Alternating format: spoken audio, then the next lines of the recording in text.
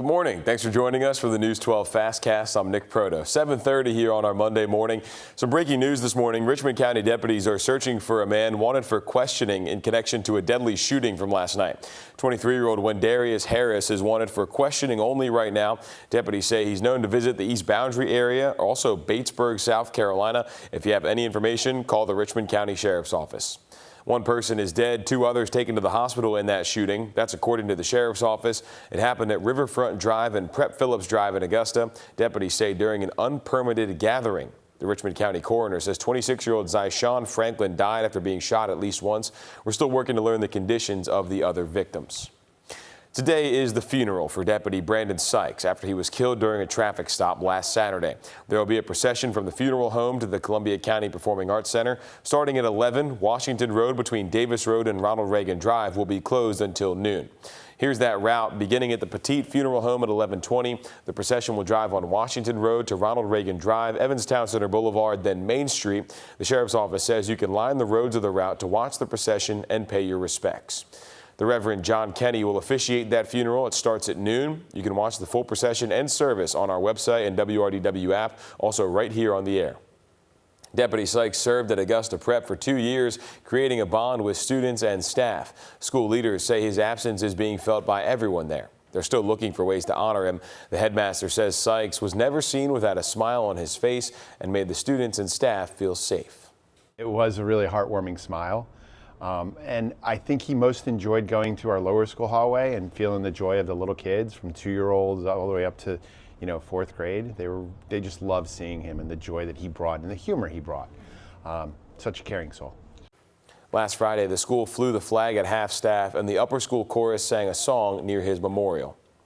A local shop finding its own special way to honor Deputies Sykes and White, creating these big Lego-like figures. The creator, Chris Daniel, is also gifting one to the family of Deputy Sykes, inscribed with the word Dad. Selling these at the Evans Market over the weekend, Daniel says he sold out in about 10 minutes. If you weren't able to get one of your own, you have until this Friday to order one. Just head to Daniel Design's Facebook page. We have a link on our website and WRDW app. Just search figurines. All proceeds will go to the families of both Sykes and White. And you can continue to support Deputy Gavin White this week. The Burke County Sheriff's Office is partnering with Shepherd Blood Center on Wednesday for a blood drive. This comes after the Blood Center held a drive last week to raise money for White's treatment.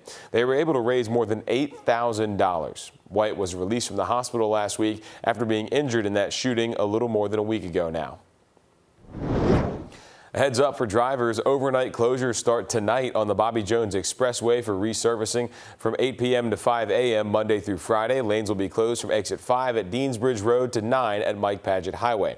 Expect frequent closures in the coming months as crews repair and replace concrete slabs along the road. Officials say the workers will be on the side of the road, so use caution in that area. The Real ID deadline just days away now. Starting Wednesday, you'll need a Real ID license to fly all over the country, including here in Augusta. This deadline is now 20 years in the making, but still not everybody's prepared. If you still don't have yours, here's what you'll need to bring with you to get one. Either your birth certificate or passport, 2 documents to prove where you live, a paycheck, utility bill, something like that, and your social security number. And this goes for both Georgia and South Carolina.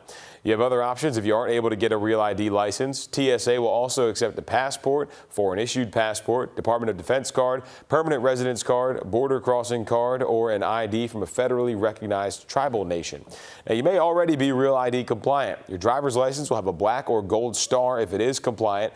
In Georgia, officials say 99.9% of the state is Real ID compliant. South Carolina, a little behind, 62% of people are compliant there, with more than 1 million still needing a Real ID.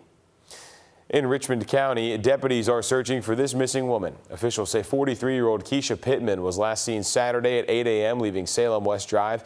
Deputies don't know which direction she was going in, so if you have any information on where she may be, call the Richmond County Sheriff's Office. James Brown's family continuing his legacy right here in the CSRA with a scholarship. Applications opened Saturday on what would have been his 92nd birthday. Brown's Don't Be a Dropout Scholarship supports students from underrepresented communities with academic promise, artistic potential, and dedication to community service. You can find a link to the scholarship's website on our WRDW app or website. Just search James Brown. That's it for the news side this morning. Let's send it over now to First Alert meteorologist Tim Strong on a chillier start to our Monday. It has been a cool start. We had 40s and 50s drop in here. How about a beautiful sunny view there? Riverwatch Parkway picking up a little bit more traffic. Heading into downtown Augusta, but we sit at 51. Expecting one of our really nicer days of the week. First two coming out the gate this week will be the nicer of what's to come because we're expecting a rainy pattern to settle in here midweek. Here's some 40s west of town. Washington, Crawfordville, Thompson, Evans.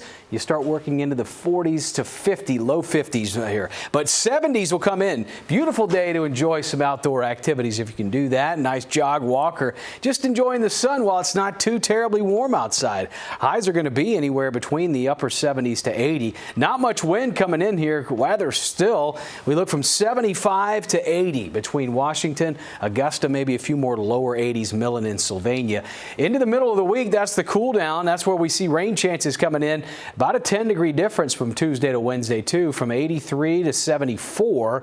Lows typically between 55 and 60 degrees, and then upper 70s to maybe that near 80 mark by the end of the week, but also a cooler outlook for the weekend. Unseasonably cool with a chance of showers through Sunday. Have a great day.